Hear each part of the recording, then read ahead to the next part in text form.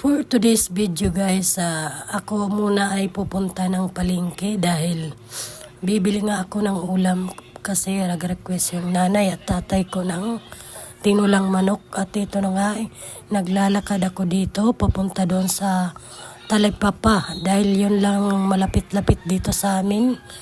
Lalakarin ko nga ito guys doon dahil medyo malayo-layo nga itong Talipapa namin. Kailangan talaga lakarin at exercise na rin papunta doon sa palengke. Ito na nga guys, dito na binidyohan ko nga dito yung school ng aking anak. Sa labas lang ito ng aming tinitirahan, yung pabahay na tinitirahan namin. At ito habang ako'y naglalakad dahil maganda yung ngayon ng araw kasi umaga pa lang. Dahil mayroon pa ito vitamins guys. Kaya naglakad-lakad nga ako muna dito dahil sinisipon nga ako at inuubo. Kaya exercise na rin to. Maglakad-lakad muna tayo guys. Habang bibili tayo ng ulam sa palengke.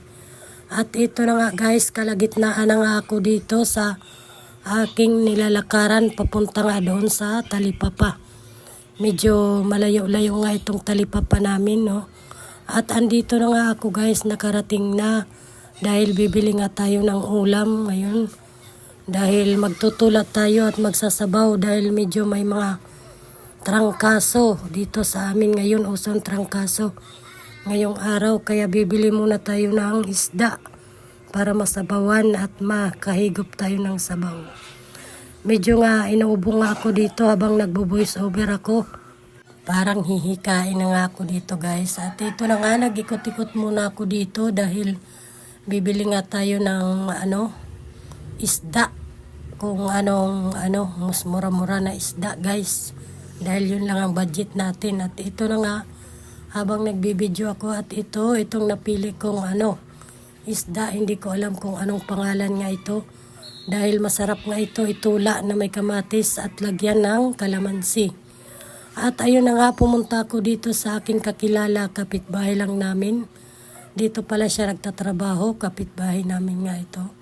At dito na nga ako bumili ng kamatis, bawang at sibuyas. At kalamansi na rin dahil mga inuubo ang mga tao dito sa amin. Kaya bumili na rin ako ng kalamansi. Ito na nga guys, katapos ko lang bumili. At ito na nga, pauwi na nga ako doon sa aming bahay. Ayun nga ang yung binili ko. Habang naglalakad ako ay inuubo nga ako dito guys. Ito maganda dito kay lang guys kasi maraming puno yung mga nilalakaran natin. Kaya hindi masyadong mainit. At ito na nga, papasok na nga ako dito sa amin. Ito nga dito yung pabahay na tinitirahan namin. Ito dahil dito kami na-relocate. At habang ako'y nagbibideo, papasok doon sa amin. Ito guys yung view. Ito nga dikit-dikit nga yung mabahay dito sa amin. At ito na nga, parating na nga ako at ito nga yung bahay namin ito. Ito na guys, at papasok na nga ako. At yun na nga, na-fast forward ko na nga guys. Hindi ko na pinakita na naglinis ako ng isda. Ito na nga, nasabuan ko na tinulang isda na may talbos ng kamuti. Dahil masarap nga ito at healthy pa dahil yung yung talbos ng kamote masarap nga ito para makahigop ng sabaw yung tatay ko na may sakit at nanay. Dahil may mga trangkaso nga kami dito sa bahay. At abang ako'y nagtula at nagpaksiw naman ako dito sa kabila. Ito na nga sa linyas ito guys, pangpaksiw itong nabili ko. Dahil masarap nga ito ipaksiw. Dahil medyo mahal-mahal nga ngayon yung isda, kaya ito na lang binili ko pampaksiwin.